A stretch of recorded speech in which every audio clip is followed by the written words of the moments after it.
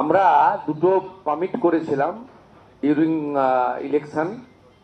সেটা একটা হচ্ছে ইনস্টিটিউশনাল করাপশনের ক্ষেত্রে রিটায়ার্ড হাইকোর্ট অথবা সুপ্রিম কোর্টের জাজেসদের দিয়ে কমিটি হবে, এবং কেন্দ্রীয় এবং রাজ্য সরকারের সামাজিক প্রকল্প, কেন্দ্রীয় এবং রাজ্য সরকারের অর্থে যে সমস্ত কনস্ট্রাকশন হয়েছে, ওর কেন্দ্রীয় রাজ্য সরকারের নানা রকম পরিষেবা দেওয়ার ক্ষেত্রে যে সমস্ত দুর্নীতি হয়েছে, কাটমানি নেওয়া হয়েছে, এক্সচেঞ্জ অফ ব্রাইব হয়েছে, এবং miss appropriation of the government fund হয়েছে, সাধারণ মানুষ চিটেড হয়েছে, তার সঙ্গে সরকারি আধিকারিক, পঞ্চায়েত কাউন্সিলর, ব্রোকার্স অনেকেই যুক্ত ছিলেন।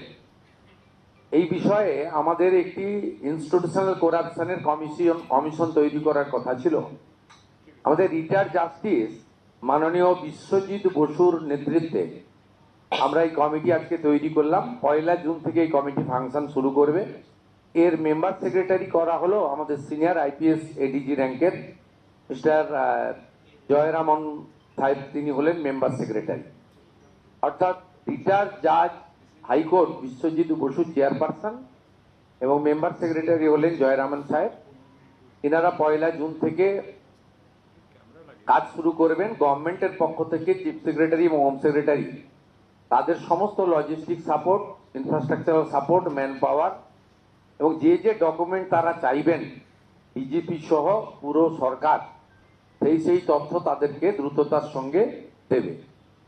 আমি আশা করব এই কমিটি তার ফাংশনিং শুরু করার 30 দিনের মধ্যেই রেকমেন্ডেশনগুলো দিতে শুরু করবে, এবং আমরা সেই ভিত্তিতে পুলিশের পক্ষ থেকে এফআইআর লজ হবে, এবং বিএনএস এর অন্তর্গত যে সেকশন আছে সেটা দিয়ে আমরা অ্যাকশনও নেব, এবং গভর্নমেন্টের ফান্ড এক্সচেকার থেকে যা দুর্নীতি হয়েছে রিকভারিও করার চেষ্টা করব উইদিন আওয়ার প্রেজেন্ট অ্যাক্ট, মানে বিএনএস এর অন্তর্গত।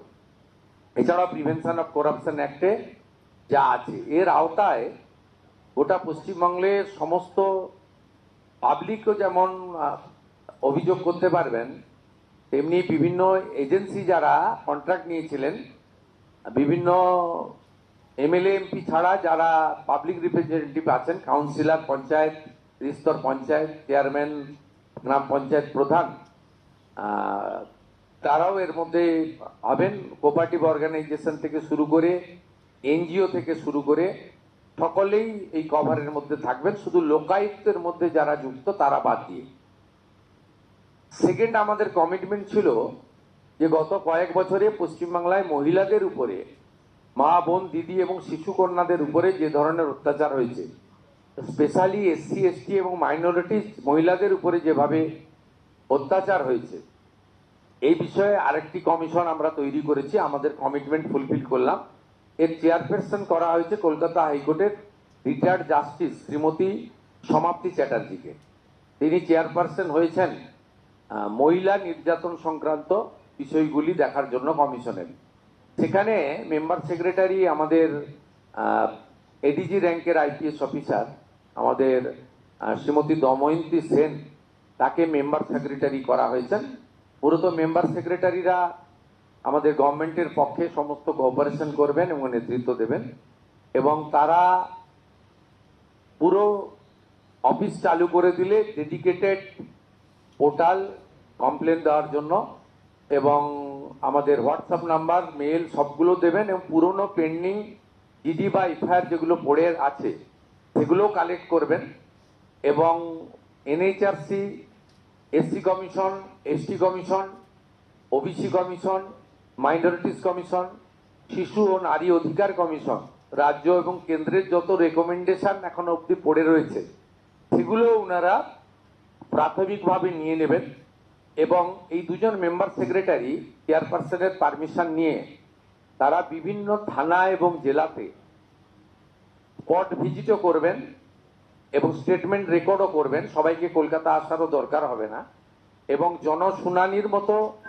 আয়োজনও বিভিন্ন থানা স্তরে তারা করবেন, এবং এর পুরো বিষয়টা তারা বিস্তারিত আকারে অফিস পেয়ে গেলে চেয়ারপারসনের সঙ্গে কনসাল্ট করে আপনাদের মাধ্যমে জনগণকে জানিয়ে দেবেন এবং এইটা একেবারে ওয়ার্ল্ড লেভেল, ভিলেজ লেভেল পর্যন্ত মানুষ জানতে পারবেন, তারা তাদের অভিযোগ নথিভুক্ত করবেন। এক্ষেত্রে কেবলমাত্র সুপ্রিম কোর্ট, হাইকোর্ট এবং সেন্ট্রাল ইনভেস্টিগেটিং এজেন্সির যে তদন্তগুলি চলছে সেই মামলাগুলির ক্ষেত্রে নির্দিষ্ট কয়েকটি মামলাগুলি ছাড়া বা সেই সংক্রান্ত ব্যক্তিগুলি ছাড়া অন্য মামলাগুলি প্রত্যেকটাই তারা দেখবেন। প্রয়োজন হলে ফাইনাল রিপোর্ট দিয়ে দেওয়া এফআইআর গুলোকে, চার্জশিটগুলোকে নতুন রিওপেন করা, নতুন এফআইআর নেওয়া এবং চার্জশিটে সাপ্লিমেন্টারি চার্জশিট দেওয়া এবং দৃষ্টান্তমূলক শাস্তি কনভিকশনের ব্যবস্থা করা, সেটা মাননীয় দময়ন্তী সেন মহোদয়া, member secretary of this commission, under the guidance এবং under the recommendation of the chairperson retired justice Samapti Chatterjee, তার গাইডেন্সে করবেন। আমরা অনারেবল দুজন এক্স জাস্টিসের কনসেন্ট মাননীয় সিএস সংগ্রহ করেছেন, লিখিতভাবে তারা কনসেন্ট দিয়েছেন, দে আর এগ্রিড। আর আমার সাথেই দুজন মেম্বার সেক্রেটারি আইপিএস এখানে বসে আছেন। আমরা ক্যাবিনেটও অনুমতি নিয়ে এটা এই আগামী কয়েকদিন তাদের ইনফ্রাস্ট্রাকচার বা অন্যান্য support, man power, logistic ready করবেন। 1 জুন থেকে তারা কাজ শুরু করবে।